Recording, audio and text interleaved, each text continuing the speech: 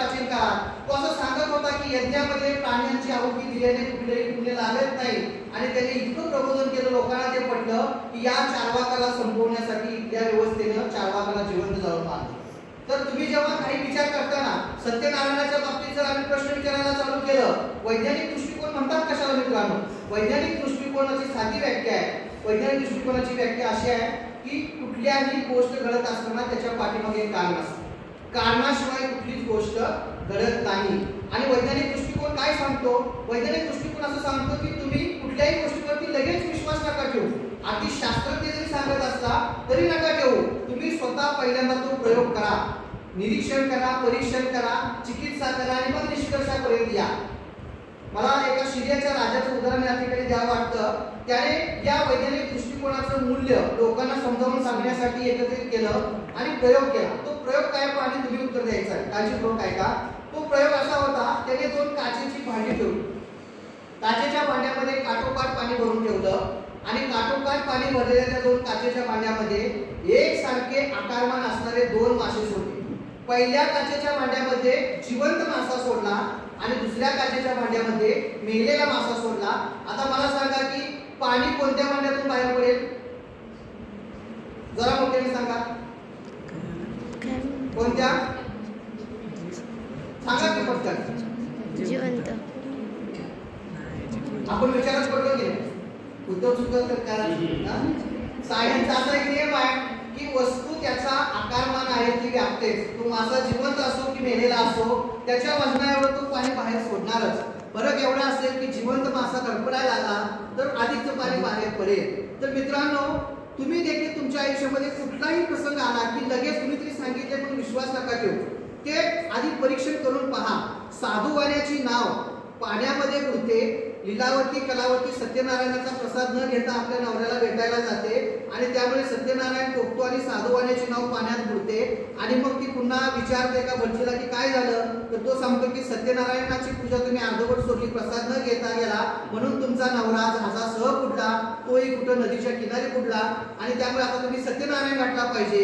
मग लीलावती आणि कलावती पुन्हा सत्यनारायण घालतात, पुन्हा मनोभावे ती सगळी पूजा करतात, प्रसाद घेतात आणि त्या नदी किनारी जातात. तर साधूवाणी नावेसह पुन्हा वरती येतो.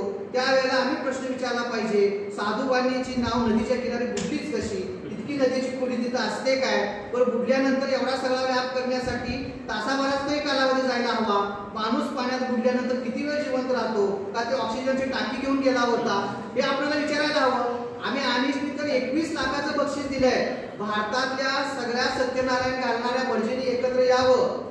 एक दिवसच काय, वर्षभर सत्यनारायण घाला. काय म्हणायचे ते मंत्र म्हणा. आम्ही फक्त एक बादली घेतो, त्या बादलीमध्ये काठोकाठ पाणी भरतो आणि एक वाटी त्या बादलीच्या तळाशी नुसती पाण्यानेच बुडवतो. तुम्ही सत्यनारायण एक दिवस काय, वर्षभर घाला. सगळ्या भटजींनी मिळून घाला आणि त्या ताकदीवरती फक्त बुडलेली वाटी वरती आणून दाखवा. आम्ही 21 लाख द्यायला तयार आहे. कुणीही चॅलेंज स्वीकारत नाही. हे आम्हाला सगळं पटतंय, पण आम्ही आमच्या घराण्यात सत्यनारायण घालायचं सोडत नाही. मला एन.डी. पाटलांचं यासाठी कौतुक वाटतं. एन.डी. पाटील एकदा म्हणाले होते, मी जर विद्यापीठाचा कुलगुरू असेल आणि सायन्सच्या प्राध्यापकांना आपल्या घरात सत्यनारायण घातला तर मी राज्यपालांना यांच्या डिग्र्या काढून घ्या म्हणून शिफारस करेन. आज दुर्दैव आहे की हिरेमठ सर म्हणाले तसं सगळ्यात मोठी अंधश्रद्धा सुशिक्षितांच्या मध्ये. अशिक्षितांची अंधश्रद्धा वर्षात एकदा बोकड कापायचं, सगळ्या पाहुण्या पहिलं जेवायला घालायचं, एवढीच आहे. त्याच्या पलीकडे फारशी नाही. पण सुशिक्षितांची अंधश्रद्धा पोटात कोणत्या अंगठ्या घालावे, कुठल्या मानाचं लॉकेट घ्यावं, इतक्या प्रकारच्या भयानक अंधश्रद्धा आहेत ना. आपण त्यात दुर्पट्टा कामाने मित्रांनो. शिवाजी महाराजांनी अमावस्येच्या रात्री लढाया खेळून स्वराज्य उभा केलं आणि आम्ही प्रत्येक गोष्ट करत असताना जर शुभ मुहूर्त पाहत असू तर आपल्याकडे वैज्ञानिक दृष्टिकोन आला नाही असं म्हणावं लागेल. आमच्याकडे एक लढाई 1761 ची पानिपतची झाली शुभ मुहूर्त पाहून 1.25 तासामध्ये 1 लाखाच्या वर लोक मारले गेले. ही लढाई लक्षात घ्या, शुभ मुहूर्त पाहून केलेली. म्हणून तुकाराम महाराज म्हणतात की अवघी भूमी ती मंगळ, अमंगळ त्या वासना, तुका म्हणे हरीच्या दासा, शुभ काळ अवघ्या दसदिशा. सगळ्या वेळा सगळ्या काळात शुभच असतात. पराक्रमी व्यक्तीला सगळ्या वेळा सगळ्या काळ शुभ असतात. जी स्वतःवरचा विश्वास गमावलेली माणसं असतात का, ती भटजीकडे पळतात आणि शुभ आणि अशुभाच्या नादी लागतात. लक्षात घ्या, सगळ्या काळांमध्ये 60 सेकंदाचा एक मिनिट असतो. शुभ काळात आणि अशुभ काळात काय फरक नसतो. तर आम्ही हे समजावून घ्यायला पाहिजे. वैज्ञानिक दृष्टिकोन आमच्यात यायला पाहिजे, तरच आम्ही अंधश्रद्धेपासून दूर होऊ. पण दुर्दैवानं भारताचं वातावरण फार विचित्र आहे. आताचे आपले इस्रोचे जे प्रमुख आहेत, काही वर्षापूर्वी त्यांनी एक मंगळयान सोडलं होतं, तुम्हाला आठवतंय? आपली मेमरी खूप शॉर्ट असते. ते मंगळयान सोडण्यापूर्वी त्यांनी मंगळयानाची सोन्याची एक प्रतिकृती तयार केली, ती बालाजीला नेऊन अर्पण केली, तिथं पूजा अर्चा केली, सत्यनारायण घातला, आमचं मंगळयान सुरक्षित जाऊ दे म्हणून. ते काय सुरक्षित गेलं नाही. आणि ते शास्त्रज्ञ परवा कोल्हापूरला आले होते पंचमहाभूत यज्ञामध्ये. मी प्राचीन भारताचा इतिहास शिकवतो, त्यामध्ये बरेचसे यज्ञ आहेत, पण असा कुठलाही यज्ञ असण्याचा उल्लेखच नाही भारताच्या इतिहासामध्ये. त्यांनी तो यज्ञ घातला आणि त्या यज्ञामध्ये त्या शास्त्रज्ञांनी येऊन असं सांगितलं, जिथं विज्ञान संपतं तिथं अध्यात्म सुरू होतं. मग तुम्ही इस्रोचा राजीनामा द्या, अध्यात्मात घुसा, इस्रोमध्ये कशाला राहिला? की आपल्या देशाचं दुर्दैव आहे की ज्यांना लोकांना मार्गदर्शन करायला हवं तीच लोक इतकी अंधश्रद्धांमध्ये भरकटलेली आपल्याला दिसतात. विज्ञानाची आम्ही सृष्टी घेतोय, पण विज्ञानाची आम्ही दृष्टी घेत नाही. हे सगळ्यात मोठं शोकांतिक आहे. आम्ही घरात कॉम्प्युटर आणतो आणि त्याची सुरुवात हळदी कुंकू लावून करतो.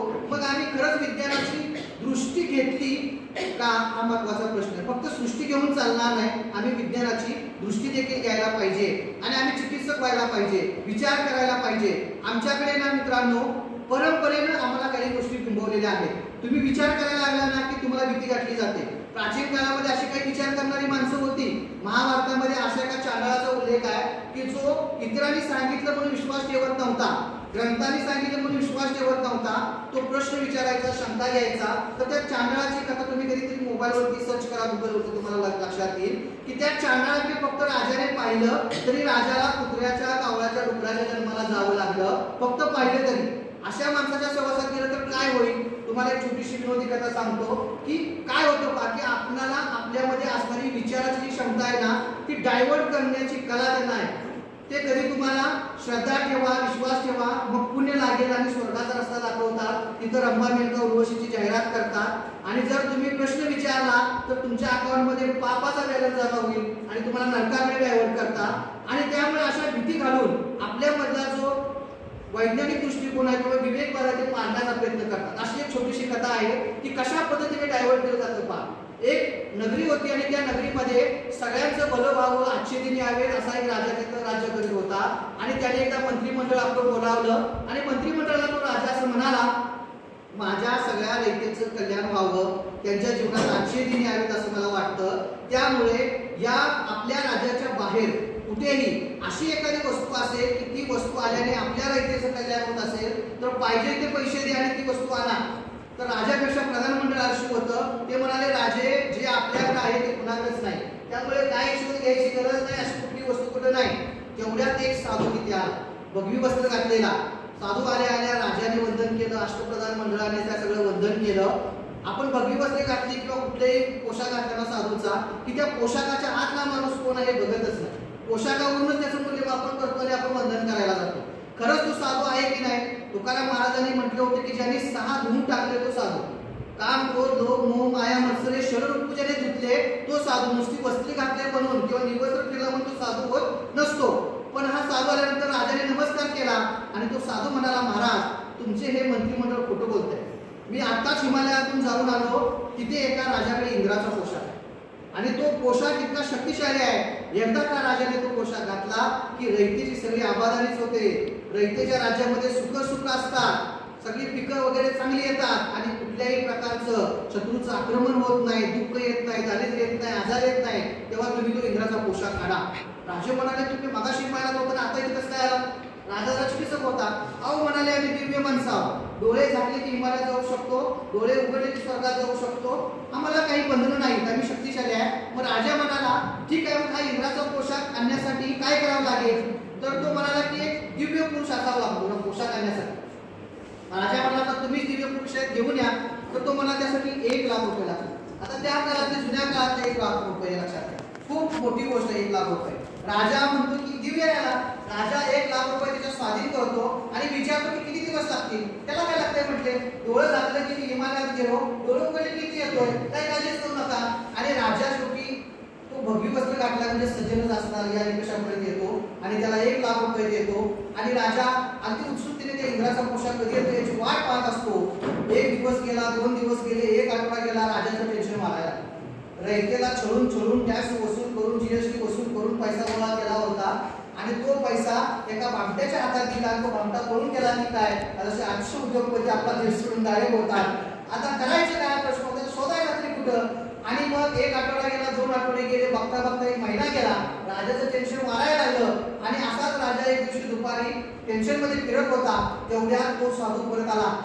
नुसता साधूच परत आला नाही, 4 गलेलट्ट पैलवान घेऊन आला. पुढे 2 मागे 2 आणि मध्ये भलं मोठं पेट आलं. आणि राजाला वंदन करायला सांगितलं गलेलट्ट पैलवानाला. राजाने त्या साधूला वंदन केलं. म्हणाले, महाराज इंद्राचा पोशाख घेऊन आलोय. राजाने पहिला प्रश्न विचारला, म्हणजे एका दिवसात येणार होता, 1 महिना कसा काय लागला? अहो म्हणले, मी दिव्य पुरुष आहे, सामान्य माणसं आहे, हिमालयात जाणं येणं साधी गोष्ट आहे का? पुण्यवान माणसं गोळा करून तो पोशाख घेऊन आलोय. आणि म्हणले ठीक आहे. मग त्या चौघांना घालवलं. आता त्या खोलीमध्ये राजा आणि तो साधूच. आणि मग साधू जो असतो तो म्हणतो, महाराज इंद्राचा पोशाख आणलेला आहे बघा. राजाला उत्सुकता असते. राजा म्हणतो, बघू बघू. पेटार उघडतो, आपण बघतो, पेटार भलं मोठं असतं पण त्यात काही दिसत असतं. राजाला प्रश्न पडतो, झालं काय? मग तो साधू महाराजांना म्हणतो, महाराज ह्याच्यात पोशाख कुठं आहे? ते म्हणाले, राजे इंद्राच्या पोशाखाचे काही नियम आहे. पहिला नियम असा आहे, हा पोशाख त्यालाच दिसतो ज्याचा बाप खरा असतो. त्याला नियम काय आहे? हा पोशाख त्यालाच दिसतो ज्याचा बाप खरा असतो. राजाचं धाडस आहे का आपला बाप खोटा आहे म्हणायचं? राजा म्हणा, दिसायला लागला. आयला म्हटले, आता इंद्राच्या पोशाखाचा दुसरा नियम असा आहे, पोशाख बघितला की घातलाच पाहिजे. राजाला नाही होतो. राजा आपला अंगरखा करतो, विचार करतो आणि तो पोशाख घालायला लागतो. साधू म्हणतो, असं नाही चालत. इंद्राच्या पोशाखाचा असा एक नियम आहे की त्या पोशाख घालत असताना कुठलं चांगलं वस्त्र ठेवायचं नाही. इंद्राचा पोशाख फक्त पोशाख घालायचा, आत काही ठेवायचं नाही. राजा विचार करतो, तो जाऊ द्या, चला कोण साधू दोघेच आहे, काय फरक पडतोय. आणि मग राजा आपली अंतर्वस्त्र सगळी काढतो आणि मग साधू त्या पेटाळ्यात हात घालतो आणि इंद्राचा झणझणीत नसलेला अंगरखा सदरा त्या राजाला देतो आणि राजाला म्हणतो, घाला. राजा घालतो आणि म्हणतो की हा काय तलम कापड आहे. घातलं न घातलं कळतच नाही. इतकं तलम कापडामुळे ते इंद्राचाच पोशाख आहे, दिव्य पोशाख आहे, साधा पोशाख आहे का पेटा गावाचा. मग राजा तो पोशाख घालतो, सदरा घालतो. मग पुन्हा साधू त्या पेटीत हात घालून विचार करतो. म्हणजे राजाने विचार घाला. राजा विचार घातल्यागत करतो आणि म्हणतो, काय विचार आहे? म्हणजे घातली काय न घातली काय कळतच नाही. होय म्हणजे नाडी बांधायला सुट्टी करणार नाही. आणि मग तो राजा नाडी बांधतो आणि मग पुन्हा साधू त्याच्यातील एक राजमुकुट काढतो आणि त्या राजाच्या डोक्यावरती ठेवतो आणि राजा म्हणतो, इकडे या. समोर एक बंद करतो. केसापासून पायाच्या नाकापर्यंत असं रूप राजाने आयुष्यात कधी पाहिलेलं नव्हतं. आणि ते रूप पाहून राजा धन्य झाला. आपलं आयुष्य नुसतं चेहरा आणि केसच पाण्यात गेले होते. पहिल्यांदा हे दिव्य स्वरूप राजाने बघितलं आणि राजा म्हणाला, आता हा पोशाख काढून आपल्या बापाला लागला पाहिजे की काय भांडणाने विचारली पाहिजे. आणि त्यामुळे तो साधूला म्हणतो, महाराज आता पोशाख काढू का? साधू म्हणतात, काही नाही. इंद्राच्या पोशाखाचा नियम असा आहे, एकदा का राजाने पोशाख घातला की तो मंत्रिमंडळाने बघितला पाहिजे. मंत्रिमंडळाने बाहेर बोलावूनच ठेवलेला आहे. आणि म्हणते, तरी काही काळजी करू नका, मी आधीच सांगितलंय, इंद्राचा पोशाख कोणाला दिसतो? ज्याचा बाप खरा असतो. आणि त्यामुळे राजा जरा प्रसन्न झाला आणि गेला पुढे मंत्रिमंडळामध्ये. मंत्र्यांनी सगळ्यांनी ते राजाचं असं रूप पाहिलं, इंद्राच्या पोशाखातलं. आता अवघड परिस्थिती अशी असते की काय बोलावा प्रश्न होता आणि कुणी बोलावा प्रश्न असता. पण शेवटी प्रधानमंत्र्यांना काहीतरी बोललंच पाहिजे. आणि प्रधानमंत्री राजे काय इंद्राच्या पोशाखाचा रूप दिसतंय, काय तो सगळा, काय ते विचार आणि काय ते राजमुकुट. आणि राजाला काय होते की आपल्याच बापामध्ये पडलं. सगळा दिसतोय आणि मला दिसत नाही, बापाला राजाचा विचार पुढे चेंज केलं बघा सांगूया गेलो. आणि मग मंत्रिमंडळाने सगळ्यांनी ते राजाचं रूप पाहिलं, सगळं गुणगान केलं. राजा म्हणाले, आता मला माझ्या बापाकडे जायचं, जरा परवानगी द्या. तर तो साधू म्हणाला, नाही म्हटले, इंद्राचा पोशाखाचा आणखी एक नियम आहे, एकदा का पोशाख घातला की तो सगळ्या नगरीने बघितला पाहिजे. मध्ये काढा तर प्रलय येईल. आणि म्हणते आहे, नगरी आपल्या स्वागतासाठी आतून झालेली आहे आणि तुम्ही आता चला. राजाने चलायचं धाडस केलं. या लोकांनी साधूने आधी तवली दिली होती की राजा इंद्राच्या पोशाखात यायला लागलाय आणि तो त्याला दिसतो ज्याचा बाप खरा असतो. आणि त्यामुळे राजाच्या स्वागतासाठी सगळीकडे रांगोळ्या काढलेल्या होत्या, गुढ्या उभारलेल्या होत्या. महिला भगिनी चांगली चांगली वस्त्र नेसून राजाला ओवाळण्याच्या तयारीमध्ये होत्या.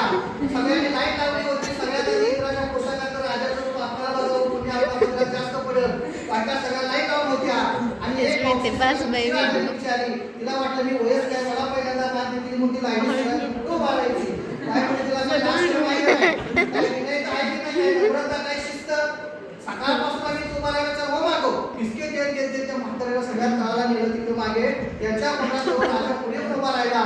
पहिल्या महिन्यानं बघितलं राजा इंद्राच्या पोशाखामध्ये, काय तो राजाचा सदरा, काय ती राजाची विचार, काय ते राजाचा राजमुकुट.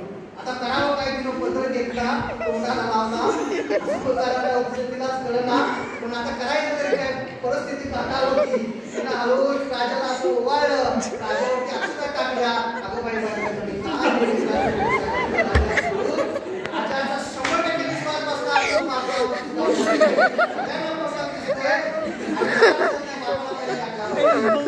राजाची मिरवणूक या चौकातून त्या चौकात नदीच्या शेवटच्या टोकापर्यंत गेली. तिथे एक मोठा भोका झोपलेला होता. तिथं काही पोरं 5-6 वर्षाची विपीट आणूनचा खेळ खेळत होती. काळ्या आणि पाळ्या नागरीच होती. आश्चर्य काय त्यांच्या वाटेला अजून आलेले नव्हते. कपडे काय त्याच्या नशिबात होते. काळ्या पाळ्या नागरीच विपीट खेळत होती. त्याची सोबती पण तसेच होते. कोणूका झुणुकायचं चालले होतं. तेवढ्यात टोपी आली. राजा आला, राजा आला, राजा आला. बाकी सगळे पळाले, दोघंच मागवाय. ते म्हणजे आता हा मोठा अन्याय झाला आपल्यावरती. राजाने इंद्राचा पोशाख घातलाय, आपण नाही बघितलं तर कसं वाटेल ते. म्हणजे काहीतरी आयडिया म्हणजे आपण हुशार होते. काळ्या मनात प्रयोग करतो. काळ्या मागे गेला पळत पुढे आला म्हणून चुरी मारली. दिसेनाच म्हणून खाली आला काही दिसेना. पाया म्हणून की आपण शब्द करूया. पायाने लोकांच्या टांगड्यातून मान खाली घातली आणि बघायचा प्रयत्न केला. कळेलच नाही म्हणजे आता काय करायचं. म्हणजे राजाला बघितलं सोडायचं आपण.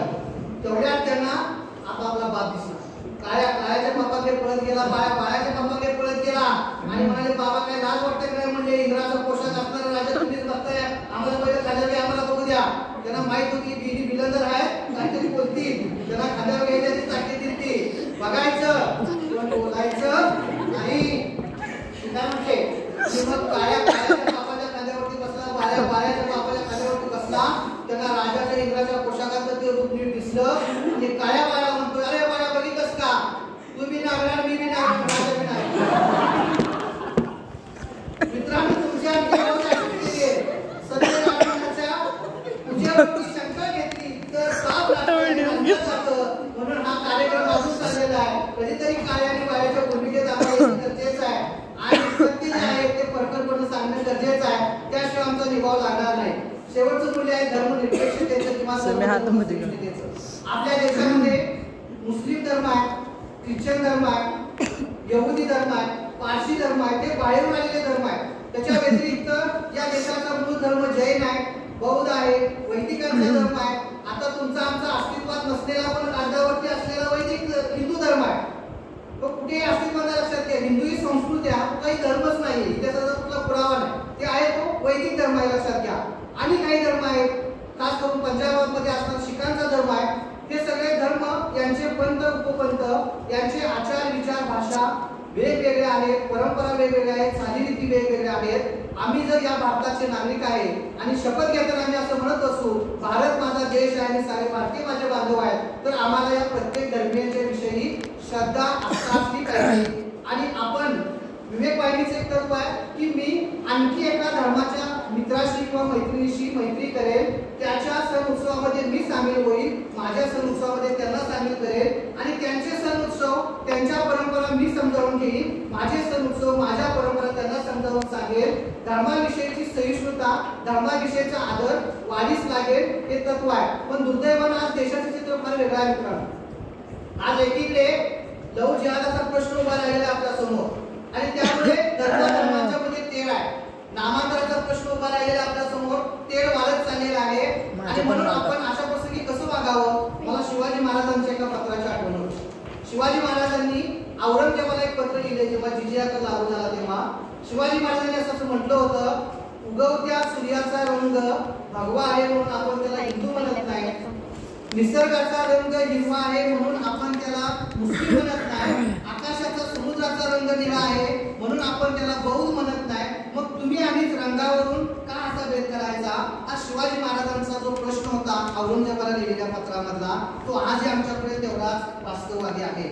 आज आम्ही जातीवरून नावावरून त्याची जात ओळखतो, कलरवरून त्याचा धर्म ओळखतो.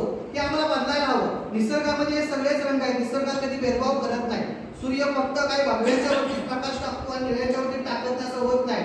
किंवा निसर्ग राजा पाऊस पडताना फक्त हिरव्याच्या वरतीच वाटतो आणि इतरांच्या उपरांत असं होत नाही. निसर्ग सगळं देत असताना कोणताही भेदभाव करत नसेल तर तुम्ही आम्ही भेदभाव का करायचा हा महत्वाचा प्रश्न आहे. आणि मग अशा वेळी आमच्या पुढे प्रश्न उभा राहतो की आम्ही वागायचं कसं. त्यावेळेला मला विनोबा भावेंचं एक उदाहरण खूप महत्वाचं वाटतं. जे स्वतंत्र झाल्यानंतर विनोबा भावेंच्याकडे काही माणसं गेली आणि त्यांनी असा प्रश्न केला की आपल्या देशामध्ये हजारो जातीचे धर्माचे पंथाचे लोक आहेत आणि यांच्यामध्ये एकोपा राहायचा कसा, काय करायला हवं. त्यावेळेला विनोबा भावेंनी एक मार्मिक उदाहरण दिलं होतं. विनोबा भावे असे म्हणाले होते, मी मंदिर बांधलं तेव्हा हिंदू आले, मी मंदिर बांधलं तेव्हा हिंदू आले, मी मस्जिद बांधली तेव्हा मुस्लिम आले, मी चर्च बांधला तेव्हा ख्रिश्चन आले, मी गुरुद्वार बांधलं तेव्हा शीख आले, पण मी संडास बांधला तेव्हा सगळेच आले. आज आपल्याला राष्ट्रीय एकात्मतेचं प्रतीक म्हणून स्वच्छतेला महत्त्व द्यायचं का प्रश्न आहे. आम्हाला 2 वर्षापूर्वी आम्ही गेलो, कोरोनाच्या काळामध्ये आम्हाला एकच मंदिर खुलं होतं, ते म्हणजे आरोग्य मंदिर. आमचे डॉक्टर आमचे नर्स हेच आमचे देव होते. आम्हाला ऑक्सिजनची तेव्हा गरज होती. त्यावेळेला कुठल्याही वडाच्या झाडाखाली बसून आम्हाला कधी ऑक्सिजन मिळालं नाही. सत्यवान सावित्रीची कथा तरी आम्ही नीट वाचावी. त्या सत्यवानाला प्राण पडत असताना सावित्रीने वडाला फेऱ्या मारत ती बसली नाही. त्या यमाच्या नगरीमध्ये ती गेली. यमाशी तिने वैचारिक संवाद साधला आणि या वैचारिक संवाद साधत असताना यमाला तिने वैचारिक संवादामध्ये बरोबर फसवलं आणि नवऱ्याची प्राण ती परत घेऊन आली. म्हणजे सत्यवानाची सावित्री ही वैचारिक होती, लक्षात घ्या. तिने वैचार मंथन करून यमाला संघर्ष वैचारिक करून त्या पतीचे प्राण परत आणले, वडाला फेऱ्या मारून नाही काढले. आणि आज आपण 21व्या शतकात वडाला फेऱ्या मारत असू तर हे फार मोठं अवघड गोष्ट आहे, लक्षात घ्या. प्रथा परंपरा हे असतातच, पण त्या कोणत्या पाळायच्या आणि कोणत्या नाही महत्वाचं आहे. आमच्या समाजामध्ये आमच्या गावामध्ये चांगली स्वच्छतागृह आज आहेत की नाही ते आम्हाला पाहायला हवं. ज्ञान मंदिर आमच्याकडे आहेत की नाही चांगल्या दर्जाची पाहायला हवं. आणि आरोग्य मंदिर आहेत की नाही हे आम्हाला पाहायला हवं. आमची राष्ट्रीय प्रतीक राष्ट्रध्वज आहे, त्यानंतर राष्ट्रगीत आहे, यांच्याविषयी आम्हाला आदर असायलाच हवा. पण म्हणून जर एखाद्या किल्ल्यावरती आम्ही गेलो तिथं आमचं नाव करत असू तर ही राष्ट्रभक्ती नाही मित्रांनो. काश्मीर पासून कन्याकुमारी पर्यंत ज्या ज्या सगळ्या वस्तू आहेत त्या सगळ्या राष्ट्रीयच आहेत, त्यांचा आम्ही आदरच बाळगला पाहिजे. आंदोलनामध्ये त्यांची जाळपोळ करता कामा नाही किंवा प्रेमाच्या भरात आपलं नाव तिथं कोणता कामा नये. ही जबाबदारी आपलीच आहे, लक्षात घ्या. हे नैतिक भान आपण बाळगायलाच हवं. धर्म सहिष्णू होत असताना प्रत्येक धर्माचा आम्ही आदर केला पाहिजे आणि आम्ही नेत्यांच्याकडून शिकलो. आपले मोदी देशाचे पंतप्रधान आहेत. एक मला वाटतं 20 दिवसापूर्वी ते मुंबईला आल्यानंतर ते मुस्लिम धर्मियांच्या मध्ये गेले, तिथल्या धर्मियांच्या गाठीभेटी घेतल्या आणि तिथल्या धर्मियांना जेवता यावं म्हणून स्वतः चपात्या लागल्या. हे फोटो आपल्याकडे आहे. पण मोदींना कधीच मुस्लिम द्वेष नाही असं त्यांच्या आचरणातून तर दिसतंय. इकडे आपले फडणवीस महाराष्ट्राचे उपमुख्यमंत्री आहेत, त्यांची पत्नी मुस्लिम मुलासोबत शासकीय ऑफिसमध्ये मूड बनाली असं कुठं ते रील करते. तिथे त्यांना काही वाटत नाहीये. हिंदू मुस्लिम एकत्र येऊ शकतात, सण साजरे करू शकतात, रील्स बनवू शकतात. मग तुमच्या आमच्या मनामध्ये नेमका का द्वेष? हिंदू विषयी, मुस्लिमांच्या विषयी, एकमेकांच्या विषयी त्यांच्या मनात द्वेष नसतं, त्यांच्या कृतीवरून दिसतंय, त्यांच्या आचरणावर दिसतंय. फडणवीस साहेब काय बायकोला रागवले नसतील तू असं काय केलंस म्हणून, असं काही नाहीये. वरती जे काही चाललंय ना ते सगळं व्यवस्थित आहे. त्यांच्याकडे मुस्लिमांच्या मध्ये विवाह होतात. फक्त एक गुगलला सर्च मारला की कुठल्या कुठल्या नेत्यांचे आंतरधर्मीय लग्न झाली तर 50 लिस्ट तुम्हाला येईल. आणि त्या RSSच्या प्रमुखाच्या मुलीचं लग्न देखील मुस्लिम मुलाबरोबर झालं तुम्हाला लिस्टमध्ये दिसेल. म्हणजे ते जर एवढे वैचारिक दृष्ट्या व्यापक असतील तर तुम्ही आम्हीच मग खोटेपणा का स्वीकारायचा.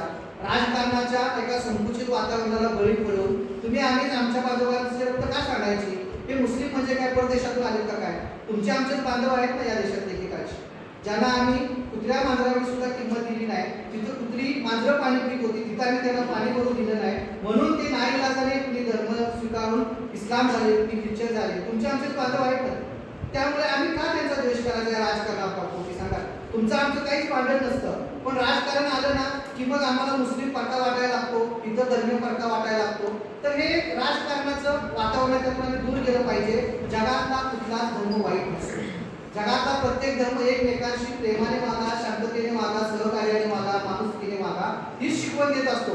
पण धर्माचा ठेका ज्या लोकांच्याकडे आलाय ना त्यांच्यामध्ये इतका स्वार्थ वाढलाय. जसं मी पहिल्या उदाहरण सांगितलं तिसऱ्या पिढीतलं, आज त्यांनी धर्माचा बाजार मांडलेला आहे आणि या बाजाराच्या माध्यमातून लोकांच्या एकमेकांच्या विषयी देश पसरवून नको ते वातावरण आपल्या देशामध्ये तयार करतायत. आपण हिंदू असो, मुस्लिम असो, शीख असो, इशारी असो, आपण सगळे भाई भाई आहे. महात्मा फुलेंनी असं म्हटलं होतं की ब्राह्मण असेल, ख्रिश्चन असेल, मोहम्मद असेल, मांग असेल, या सगळ्यांना आपण एकत्र एकामेकांना पोटाशी धरावं आणि ते बंधू भावाच्या भावनेनं धरावं. तर ही भावना आपण बाळगली पाहिजे. दंगली घडवून कुणाचेच हित साधत नाही लक्षात घ्या. तुमच्यावरती केसेस होतात, त्यांच्यावरती केसेस होतात, तुमची आमची आयुष्य बर्बाद होतात आणि दंगली घडवणारे मात्र सत्तेमध्ये आरामशीर राहतात. त्यांची मुलं कधी दंगलीमध्ये येत नसतात. हा दृष्टिकोन आम्ही ठेवला पाहिजे की सगळेच भारतीय आमचे बांधव आहेत. एकमेकांना आपण समजावून घेऊया. तिरस्काराची भावना जी सध्या वाढीस लागलेली आहे, गैरसमजाची भावना वाढीस लागलेली आहे, ती दूर करूया आणि एकतेच्या नात्याने एकत्रित आपण गुन्ह्यागोविंदाने नांदूया अशी अपेक्षा करतो. आपण मला बोलण्याची संधी दिली त्याबद्दल मी आपले आभार व्यक्त करत थांबतो.